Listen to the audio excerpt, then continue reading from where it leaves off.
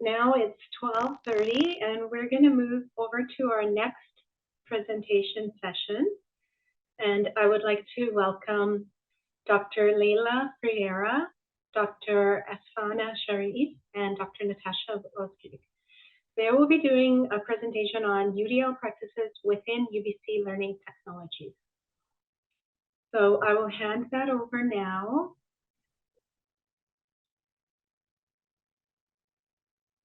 I'm not too sure if Natasha will be starting off or... Hi, everyone. While Natasha is going to run the slides and open the slides, I want to welcome you all. My name is Afsaneh Sharif, and I'm co-presenting with Laila and Natasha today. Very happy and excited sharing knowledge with you all.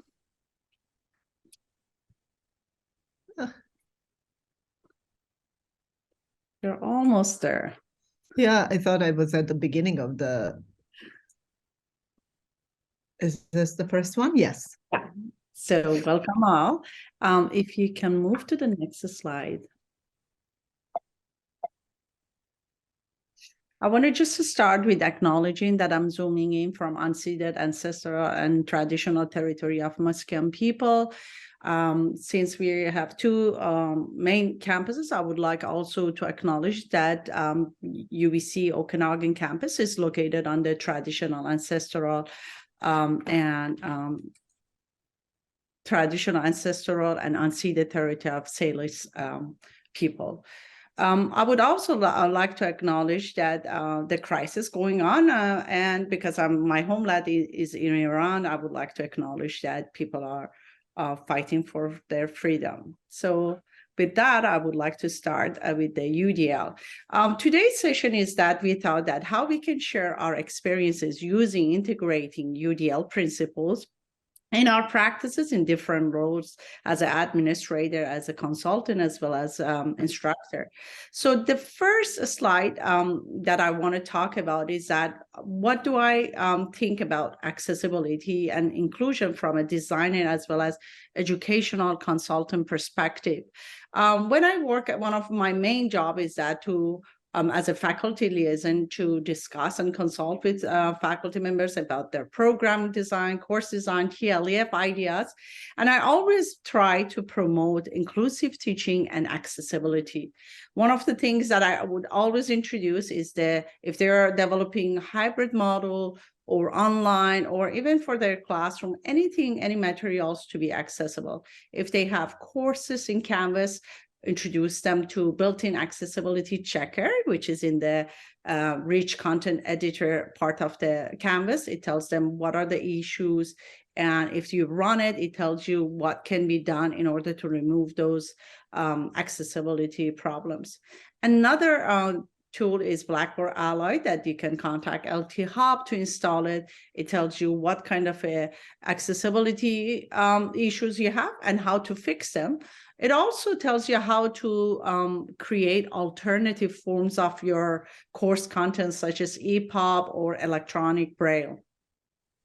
Another resource that we try within CTLT promoting inclusive teaching is offering workshops around inclusive teaching as well as UDL and accessibility. And accessible design is kind of covering under UDL.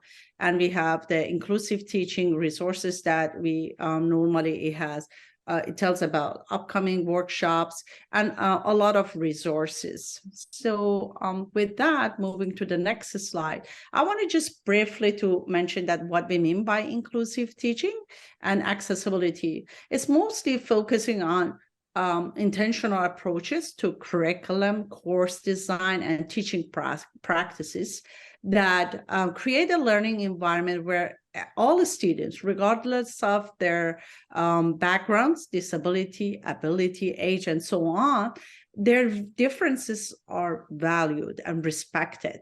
They have equitable access to learning and other educational material. It's about, and we focus on accessibility in a mean that all content and course materials to be accessible to as many users as possible. So this is how we define it. Now, why it's important to focus on accessibility and inclusive design. Let's move to the next slide. So in Stat Canada shows that 1 in 5 Canadian, they have one kind of a disability. And also, moving to the next slide, it shows that undergrad experience surveys at UBC campus 2020 shows that 28% of our students have mental health or one kind of a disability. This shows that at least 1/4 of our students, they are struggling with kind of disability.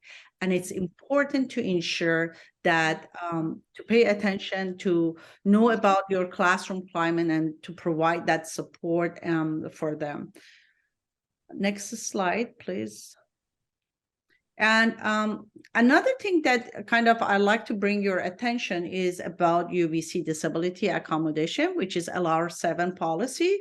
We have, like, as UBC, we have a responsibility to provide a welcoming environment for all kinds of students and ensuring that our courses and programs are accessible. One thing that I'd like to bring also your attention before this is that BC accessibility legislation was passed about a year ago, and effective September 2020, all public sector are responsible to and required to establish an accessibility committee and plan. So therefore, it is important to ensure your courses are accessible and inclusive. So one way would be universal design for learning that we promote at the center. With UDL, we talk about, it's a UDL, Universal Design for Learning, is a research-based set of principles to guide your design and learning environment that are accessible and effective for all.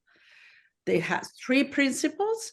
One is about providing different options for representation or creating your content, only not in text format, bringing media and images. The second one is that to provide different ways to engage your students, get them motivated throughout the program. And the third one is multiple means of actions and expression, which is kind of focusing on how to make your assessment give students more options to show their knowledge and information. I'm just briefly going to go quickly on some of the tips for the first principles that we share with our instructors as well as TAs and grad students on how to make things accessible. The first one is to providing, describing your visual. If you add images to your PowerPoint, to your classroom online materials, make sure to have alternative text. In a simple way, I can tell you alternative text is that if I ask you to close your eyes and explain what is the message that you want to students to get from this image, or what is the message that you want to deliver from this, that would be the alternative text. Next slide, please. Ensuring that your media also have a transcript or caption. Sometimes instructors bring a YouTube right away in order to engage students. It's important to make sure that it has caption, or if you're developing a new one, make sure you transcribe the video. Next one, please. I know it's kind of a 10 minutes. I want to just go through all these tips with you quickly. One thing that I want to emphasize on this one is that make sure that you do not use color to convey information. And I want to emphasize that you can use color, but not using it to convey information. For those who are colorblind, which is about 7% in our men or male population, they don't see red or green. So if you say correct answers is in red, they won't see it. They see all in the same color. So if you want to highlight something, bold it or put it in a different format, but not using color. The last tips I want to share today with you, next slide, is that if you can move, yeah. If you're using hyperlinks, make sure that you describe your hyperlinks. We all done it. We say, click here for information, click here to get to the right. Make sure that you describe that link in case that the link is broken. People can Google or search for it to find it. So these are a few tips. I'm glad that I was able to share it, but there are so many other things, and I'll pass it on to next, which is Laila, to share some of her ideas with us. Is she here? Hi, yeah, I am. Sorry about that. I've been running around with my son who's getting his wisdom teeth out. So I had to leave him there, so hopefully he's okay. So I guess we can go to my first slide. So I'll just give you, so thank you first for having me. And I'm coming to you from WORDS, which is Writing Research Discourse Studies within the School of Journalism, Writing and Media. I'm going to talk today about a WORDS 150 course, our sort of key course that we teach. It's required by all first year arts and most arts, and also now STEM students. We also used to have sections in Vantage College when there was an arts, there was the art streams in Vantage College. It's really an apprenticeship model of integrating students as novice researchers, writers, and members of the UBC research community. It's a very, of course, as reflective of our first year students in general, very diverse student body that we're teaching to. Next slide, please.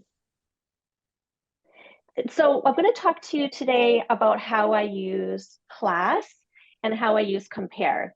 Today I just learned something new about describing hyperlinks. So I just want to acknowledge that we're all learning all the time and doing what we can bit by bit to make sure our courses are as accessible as possible for as many people as possible. CLAS and ComPAIR, you can access right through Canvas. So if you could just go to the navigation settings in the Canvas page, you can activate ComPAIR and CLAS, and students access them directly through Canvas. So that makes them really easy to use in that regard. Next slide, please. So I just wanted to talk about two different situations, and I'll do this quickly. We're really all the time in our courses trying to, in WORDS 150, and I'm sure many of us in our courses are trying to develop student processes of scholarly knowledge making, thinking, reading, discussing, writing. And for us, we're really trying to develop those processes for the student. Some challenges that are addressed by applying UDL principles like student engagement. There's often a perception that writing courses are remedial. Students arrive with those kind of perceptions that we're going to focus on grammar, and that isn't what our courses are about. Their confidence as well. They come in with a certain idea about what might be expected or what they know, and when they encounter scholarly language and text, they might lose some of that confidence. And really the reading strategies, having them being able to read scholarly text and write in a scholarly way. And so really, I like to openly address all of these perceptions, challenges, and concerns that they arrive with, provide a lot of space and time for reading and reflection, multiple opportunities for scaffolded reading and writing processes, and collaborative reading. And so that's what and note-taking. So that's what I wanted to talk about today with CLAS. You can go to the next slide. So this CLAS is a social annotation tool. Some of you might be familiar with it already. It was used primarily for videos, previously was used mostly for videos, and you can annotate videos, students can annotate videos. And now you can also, it works very well for uploading readings and having students read collaboratively. So what I do, and this has just been really successful for my students in building up their confidence and also developing strategies for breaking down complex text like a piece of scholarly writing and being able to identify key information. And so here we see them that they have an assignment where for each of our scholarly articles, they annotate it. They go through different sections of the article and they highlight sections they identify as important. They write a note about it and summarize it and explain it more fully to their peers. And then they also are assigned to respond to one another's annotations. And so you'll get a conversation going as well, where people agree or disagree with one another, and they back up that agreement or disagreement or expand on the conversation. So we're really getting at that engagement piece. And this, I see all these typos on my slide. I'm sorry about that. So in terms of student responses to a midterm survey, they really were responses that I just gave them about the CLAS annotations. They really enjoyed them. They found them really helpful. It allowed them to verify their understanding and also led up to later assignments, bigger assignments. And that it was that progression and also that it was fun to do. So that was sort of really positive responses to this implementation of CLAS. The other situation is having students sort of self-regulate, planning ahead in their writing, and also they're having some agency, like owning their learning and also how it relates to what others are doing in the class.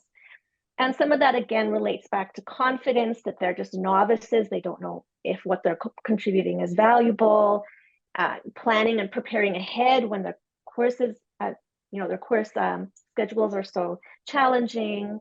And so again, lots of scaffolding, lots of time in class for guided planning and preparation, and then online peer review using ComPAIR. So I've been using this for many years now and have also done some research of my own on ComPAIR with a colleague, Kachitima.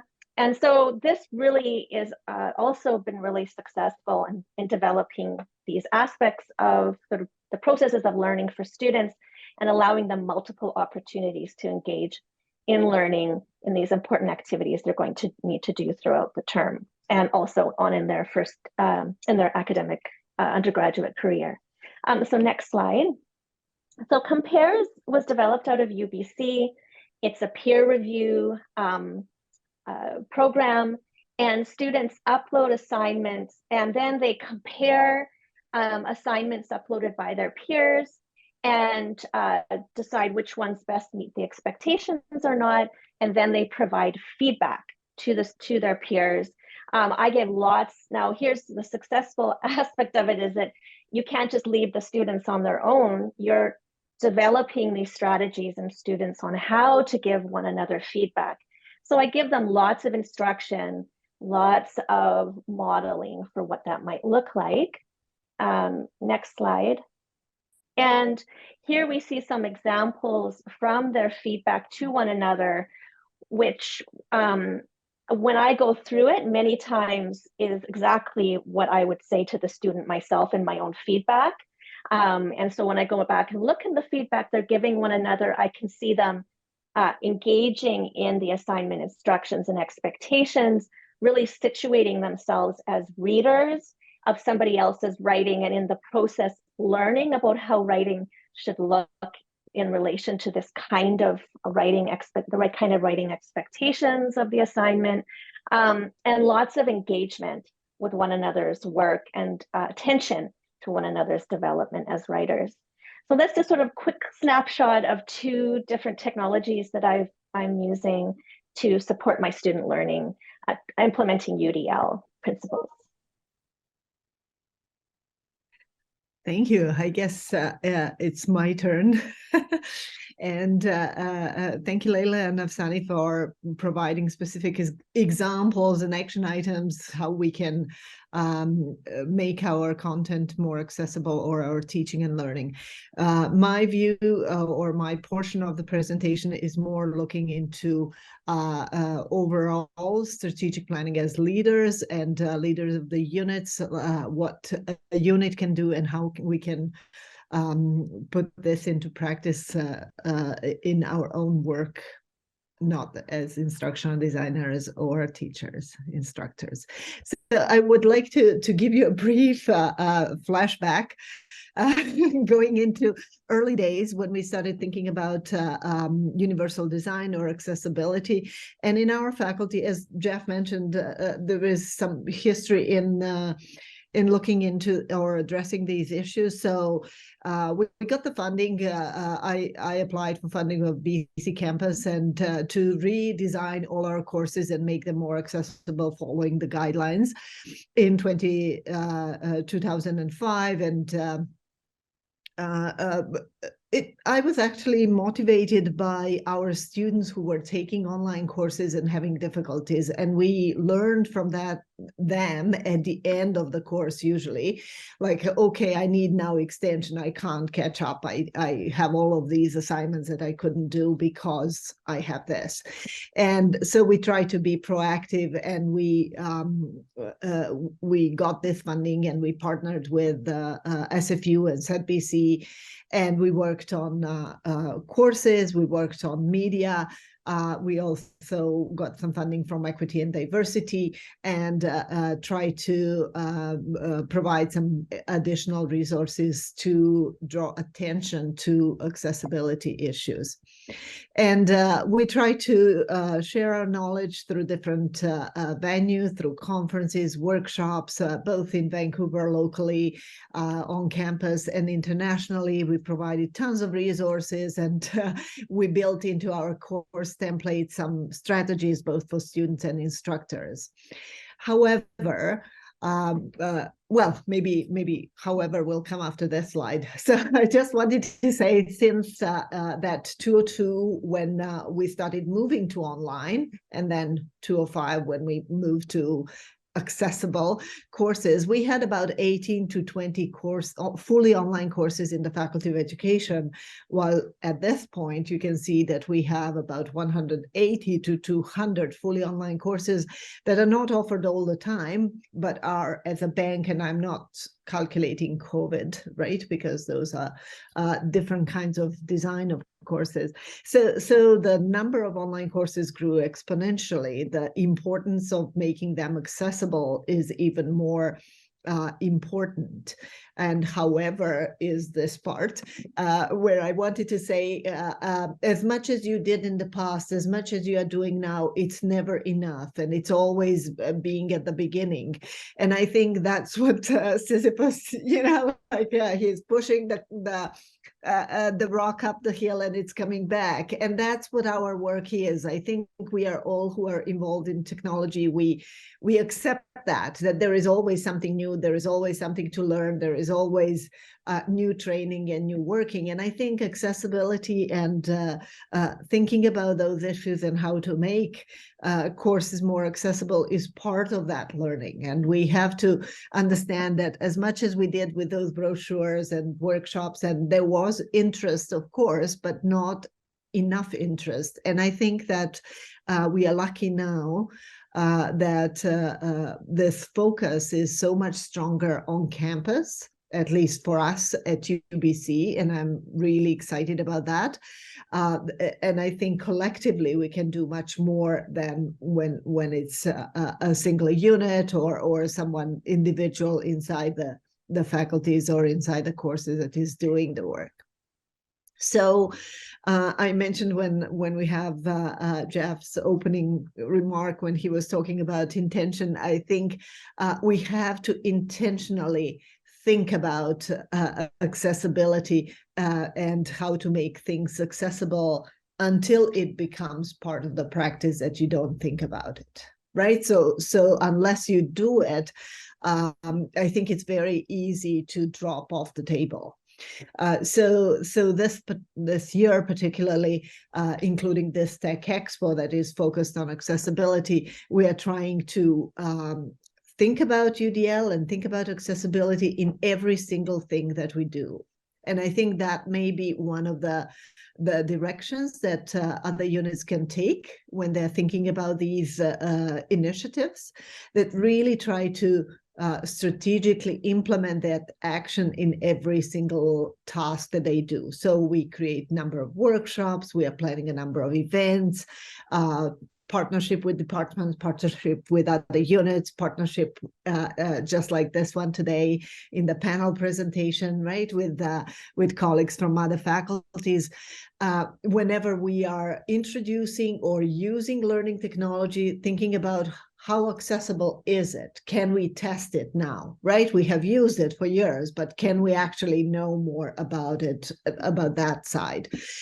We are participating in the pilot, Ally pilot. So we are opening this Canvas tool for checking of accessibility, as Afsaneh was describing, in all our Faculty of Education courses. So it's not on request, it's really trying to educate and raise awareness.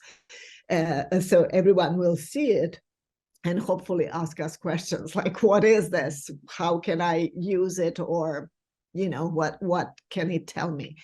When we are having consultations, whether it's learning designers or support, we are trying to bring that into the conversation. Websites are, of course, weak points because our focus has always been on courses, but we know that websites everywhere needs to be accessible. So we are now starting conversations with our web people from different departments, anyone who is responsible for web design to actually make websites accessible. So if we are promoting accessibility as our focus, we need to model what we are doing, including websites. And what does it mean that it's universal, right? We can't focus on one piece and then everything else is not accessible. And this is just generally when I was talking about all the events and tasks, right? So you have to really intentionally focus and live what you're talking about, right? So only when we do that, I think that ripple effect will turn into a sea, right? One droplet hopefully will have an effect all over the surface. So that's my presentation today. Thank you very much. And thanks again to my colleagues for this panel and the opportunity to be together.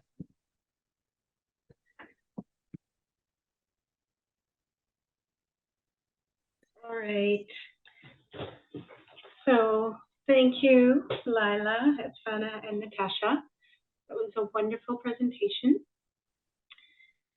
And I just want to open it up to the audience if anybody has any questions.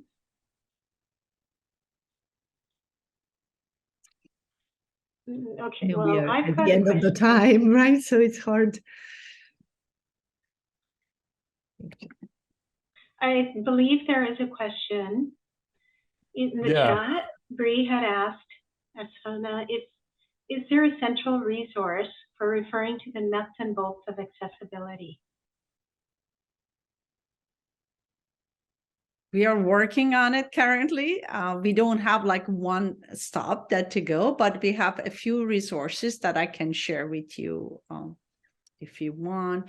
But there is a plan through UDL fellow program to get to a place that we have an accessibility hub where we have all the information in one area. All right, thank you. Eduardo has a question.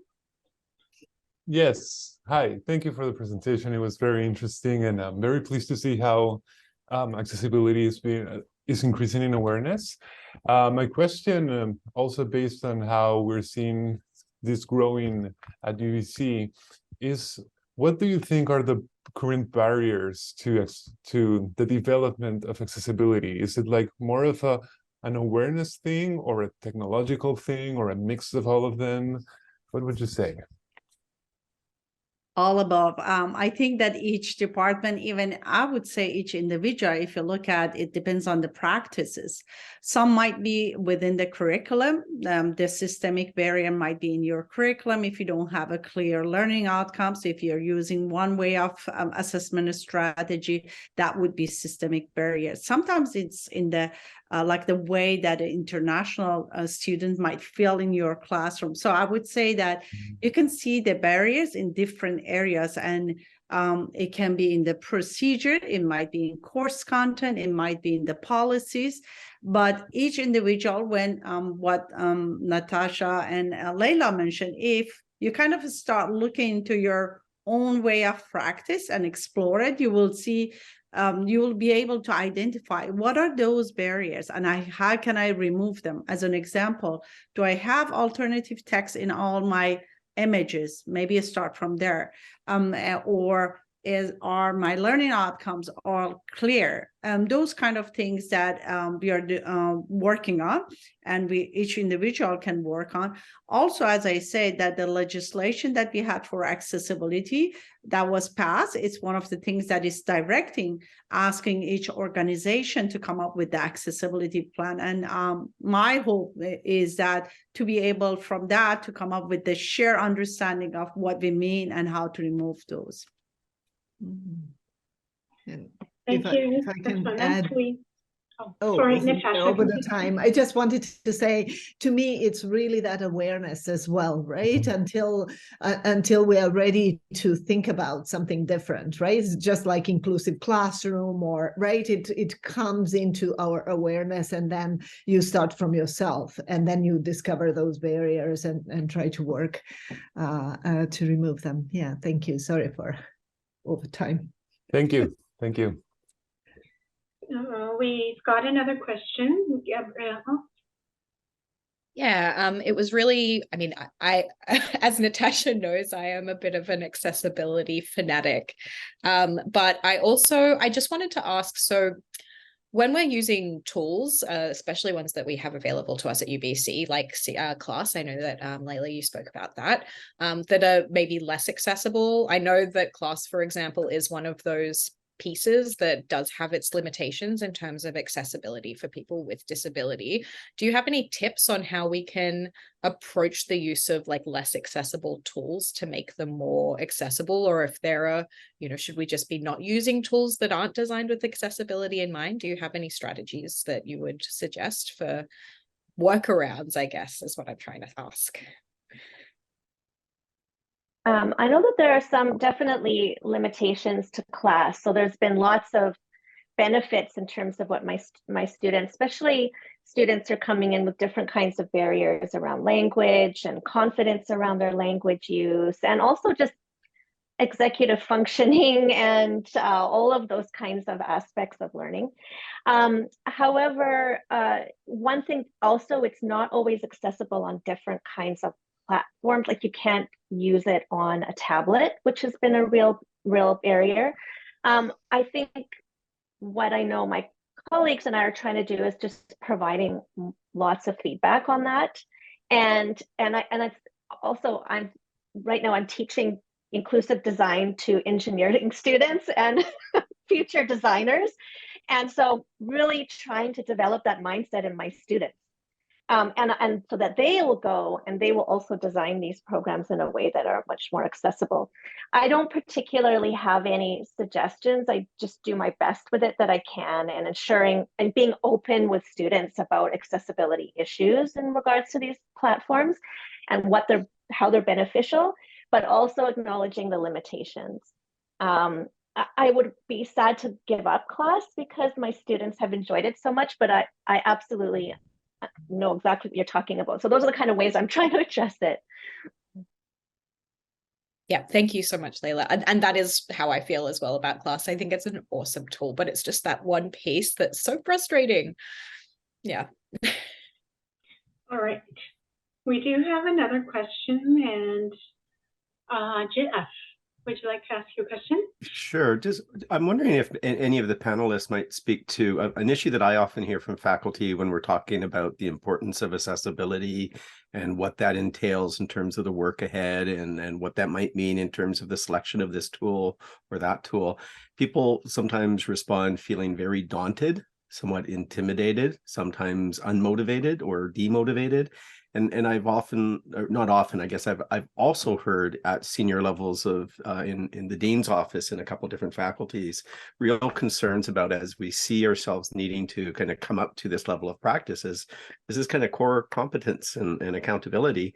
We'll have to think about the motivation of faculty and the supports they need to do this work. So I'm kind of wondering how you kind of some of your insights or experiences in terms of kind of encouraging people along and helping them when they get frustrated or they feel that this is kind of moving them into a level of work that's hard to do on top of all of the other work they're doing. So I'm sure you've had some experiences of that, so I'd be interested in your thoughts. Should I speak again? Yes, I've had lots of experience with that, doing workshops and presentations across UBC.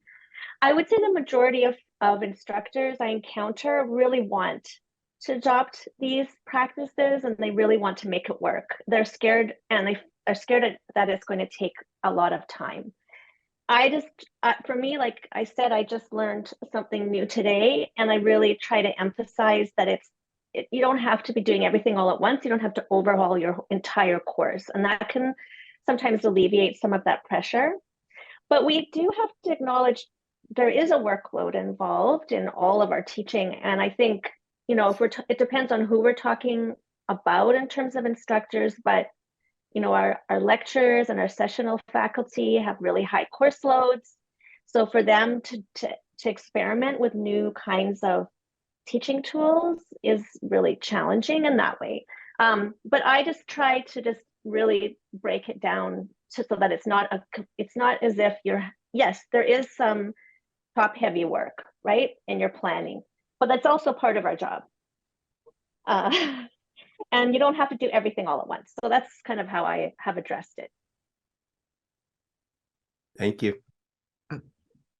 I don't know whether you want to say something, Afsaneh, but I also wanted to say something from the perspective of the unit. I think it is important to keep your team up to date and have that internal knowledge sharing and expertise sharing. And we, just like any team, probably had a lot of turnovers and new people. So it's constant training of that. But it's also being able to say to the faculty, you have support, right? So you don't have to do it all at once, but you also have people who can help you with that. And we know, just like building a house, right? If you start with trying to find the workarounds and shortcuts, you'll pay at the end, right? Like with more time, more money, right? So if you start the design properly and pay attention to that, it becomes easier, right? So again, not all of the work has to be done in advance, but I think a lot of work can be done just really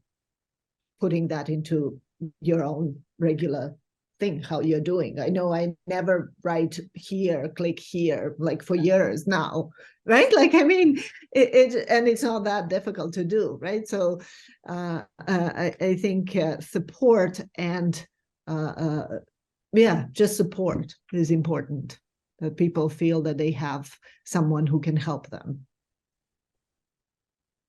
And I can just add to what Natasha mentioned. It's just most of the time, in my experience working with faculty members, as soon as I tell them that, check on the classroom climate, see, like, this is the data that we can share. Like, look at 1/4 of our students are among every 4 students, one of them is struggling with one kind of a disability.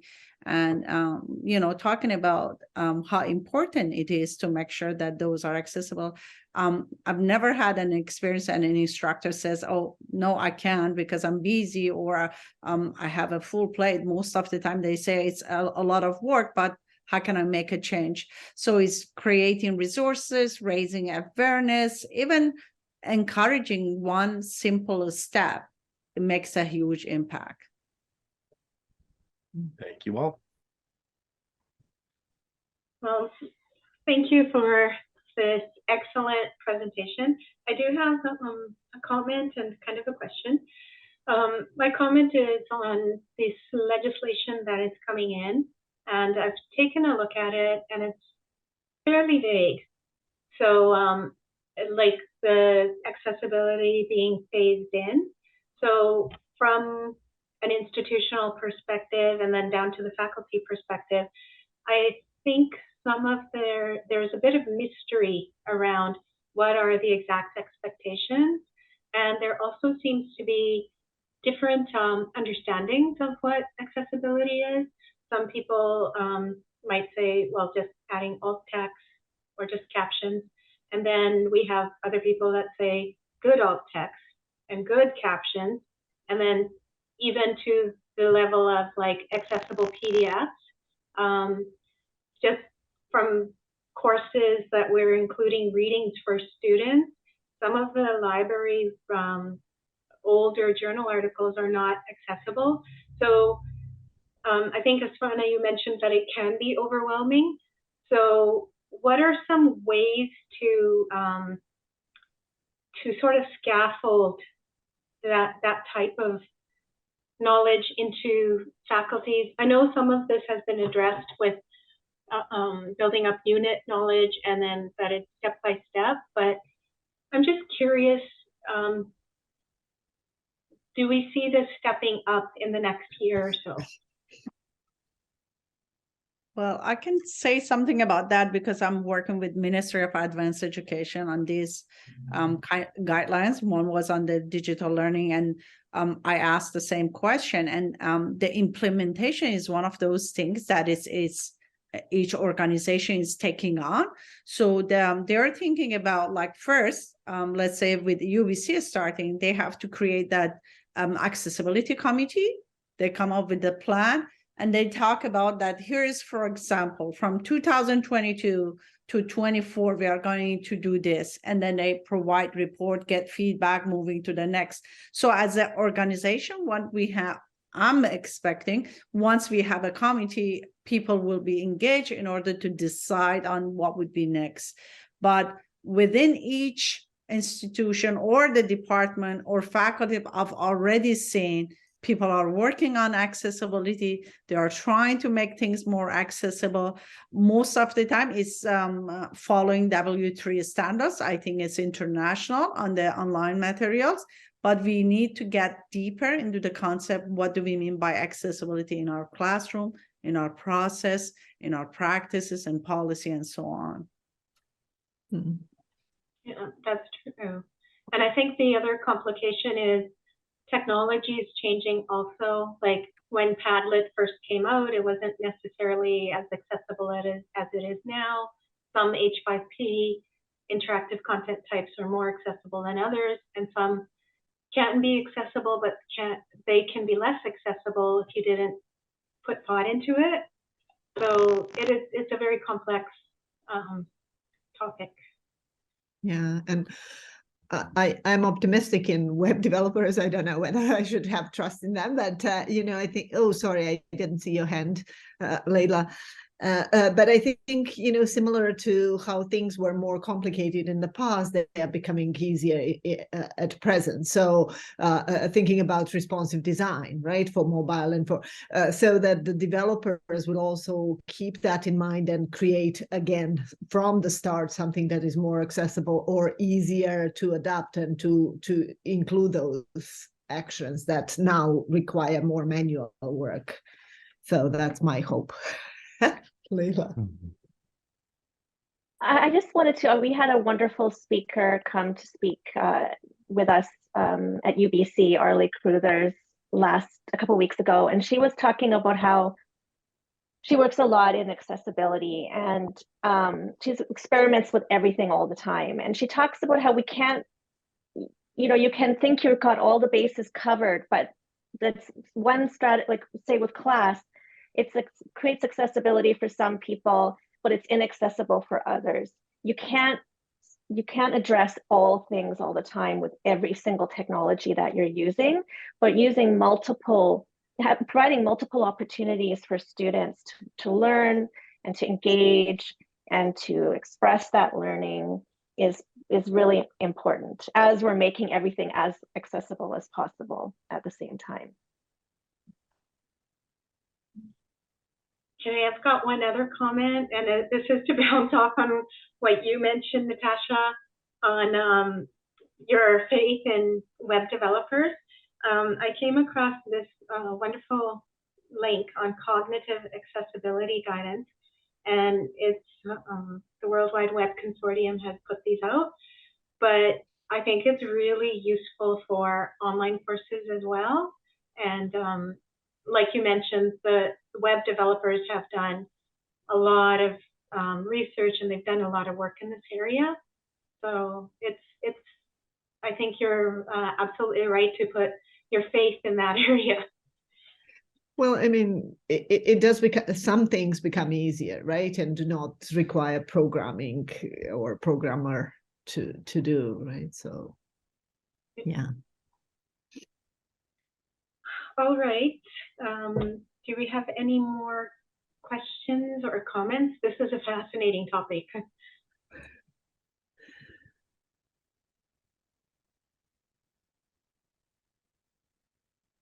Okay, so we've got a little bit of a break, but what we'll do is we were going to do a virtual meeting space, and it's using a tool called Gather Town. So we'll, and let me forget, stop for 1 second. I know Joyce had some links that she was going to share with us. Joyce, I think this might be a good time to share them in the chat. And this is the link to the apps that Joyce had mentioned during her presentation.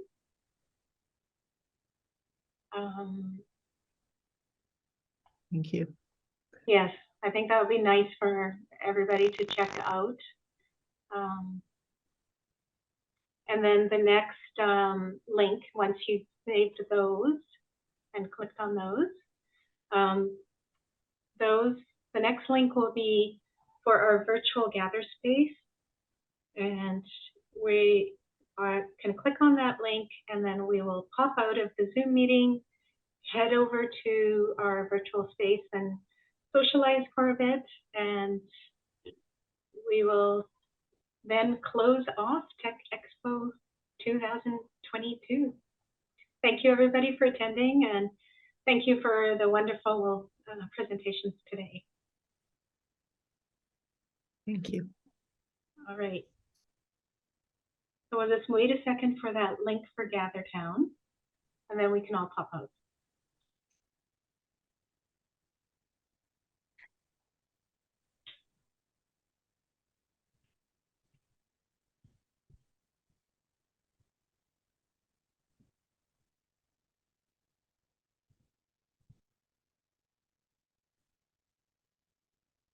Thank you, Marika.